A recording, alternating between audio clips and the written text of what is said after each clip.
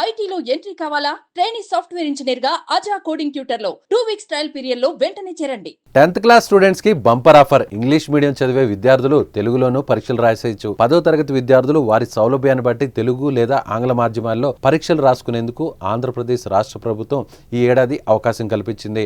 Public పరీక్షలకు ఆన్లైన్లో వివరాలు నమోదు చేసే సమయంలో తమకు నచ్చిన మాధ్యమాన్ని ఎంపిక చేసుకోవచ్చని తెలిపింది. దరఖాస్తులు సమర్పించడం పూర్తయిన వారు కావాలంటే నచ్చిన మాధ్యమానికి మార్చుకునే ఐచ్ఛికాన్ని కూడా అందుబాటులో ఉంచింది.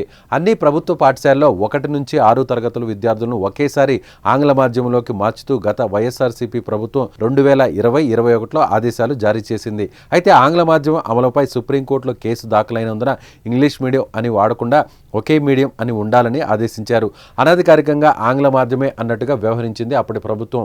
ఒక్కో తరగతి ఆంగ్ల మాధ్యమంలోకి మార్చుతున్నట్టు ప్రకటిస్తూ 10వ తరగతిలోకి వచ్చిన విద్యార్థులు ఆంగ్ల మాధ్యమంలోనే పరీక్షలు రాయాలని నిబంధన పెట్టారు. ఒకే మాధ్యమం అమలు చేయాలని చెప్పడం మినహా ఏ మాధ్యమం అనేది చెప్పకపోవడంతో చాలా వరకు ప్రభుత్వ పాఠశాలలో తెలుగు, ఆంగ్ల మాధ్యమాలను కొనసాగించారు. ఇలా తెలుగు మీడియంలో చదివిన విద్యార్థులు తెలుగులోనే పరీక్షలు రాసేందుకు అవకాశం ఇవ్వాలంటూ వారి తరపున ప్రధానోపాధ్యాయులు కోరడంతో కూటమి ప్రభుత్వం ఈ ఒక్క ఏడాదికి అనుమతినివ్వాలని నిర్ణయం తీసుకుంది.